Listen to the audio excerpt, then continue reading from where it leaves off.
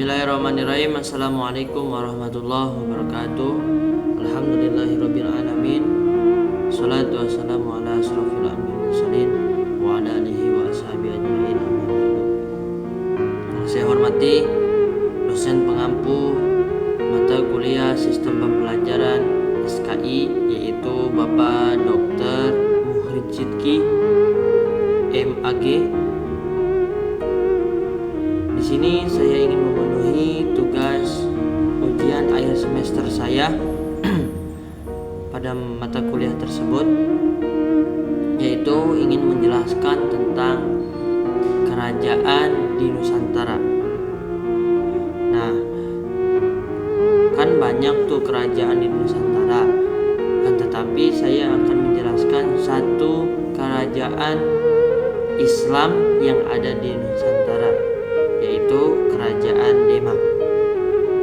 Oke, Kerajaan Demak adalah salah satu kerajaan Islam yang berdiri di Pulau Jawa pada abad 15 sampai 16 Masehi.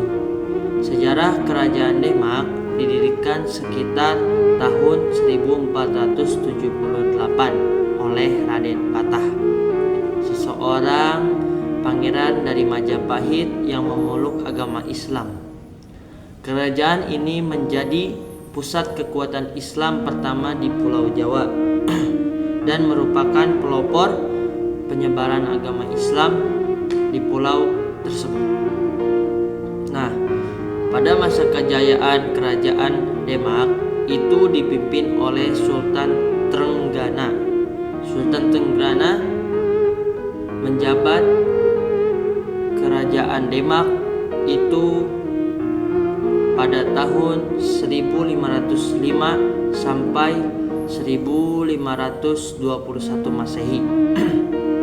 Dan selama masa pemerintahnya, Kerajaan Demak itu mencapai puncak keemasan atau kejayaannya. Sultan Trenggana dikenal sebagai pemimpin yang kuat dan energik. Ia memperluas wilayah kekuasaannya dari Pulau Jawa, Jawa Tengah, bagian Jawa Tengah sampai Jawa Timur. Itu dikuasai oleh Kerajaan Demak. Sultan Trenggana juga berhasil memperkuat kekuatan militer dan meningkatkan pengaruh Islam di Pulau Jawa.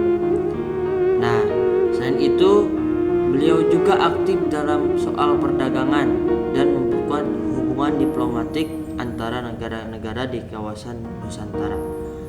Kemajuan ekonomi dan kekuatan militer Kerajaan Demak di bawah pimpinan Sultan Trenggana membuatnya menjadi salah satu sultan yang paling berpengaruh pada masanya. Meskipun masa pemerintahannya singkat, tapi Sultan Trenggana ini meninggalkan warisan yang penting bagi sejarah Jawa, terutama pembentukan identitas Islam di pulau tersebut serta mengembangkan kekuatan politik dan militer di Kerajaan Demak.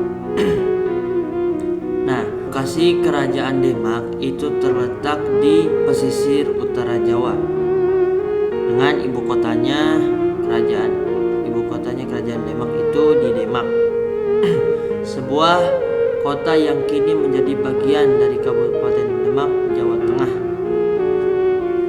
Islamisasi salah satu kontribusi besar Kerajaan Demak adalah penyebaran agama Islam. Nah, saat itu penyebaran agama Islam itu para ulama menyatu di Kerajaan Demak dan menyebarkan agama Islam di sekitar wilayah Kerajaan Demak. Pemerintahan Kerajaan Demak diperintah oleh seorang sultan. Sultan Demak adalah kepala negara dan pemimpin agama Islam di wilayah tersebut. Di bawah sultan terdapat struktur pemerintahan yang terorganisir dengan baik, yaitu para adipati yang mengatur wilayah-wilayah kekuasaan di bawah penguasaan dan pengawasan kerajaan Demak. Perdagangan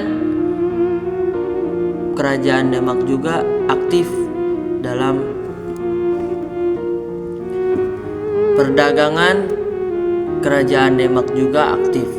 terutama perdagangan rempah-rempah yang hasil bumi. Nah, pelabuhan yang di pesisir Pulau Jawa itu menjadi pusat perdagangan yang penting di kawasannya. Kerajaan Demak berkembang menjadi Kesultanan Demak.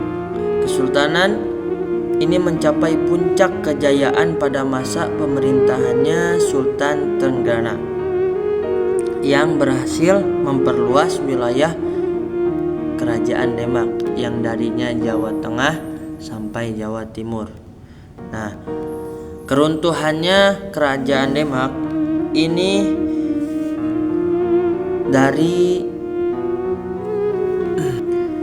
runtuhnya kerajaan Demak itu pada masa abad ke-16. Nah, konflik ini datang dari internal dan serangan dari Kesultanan Marathang. Pada akhirnya Kesultanan Demak terpecah menjadi beberapa wilayah, dan wilayah itu saling bersaing satu sama lain. Nah, kerajaan Demak pada masa abad 15 sampai abad ke-16 meninggalkan warisan yang banyak. Salah satunya tradisi grebek besar yang diadakan yaitu setelah Hari Raya Idul Adha, yang dimana orang-orang membawa 7 gunungan hasil bumi dari Masjid Agung Demak menuju alun-alun. Nah, gunungan tersebut kemudian direbutkan oleh masyarakat sebagai simbol kelimpahan rasa syukur dari hasil bumi yang didapatkan. Nah, tradisi yang kedua itu Maleman, tradisi tadarus Al-Quran. Jadi Maleman itu adalah tradisi tadarus Al-Quran yang dilaksanakan di Masjid Agung Demak pada malam tertentu di bulan Ramadan. Nah, yang ketiga tradisi Sawalan. Nah, warisannya itu salah satunya tradisi Sawalan, di mana tradisi yang dirayakan seminggu setelah Hari Raya Idul Fitri.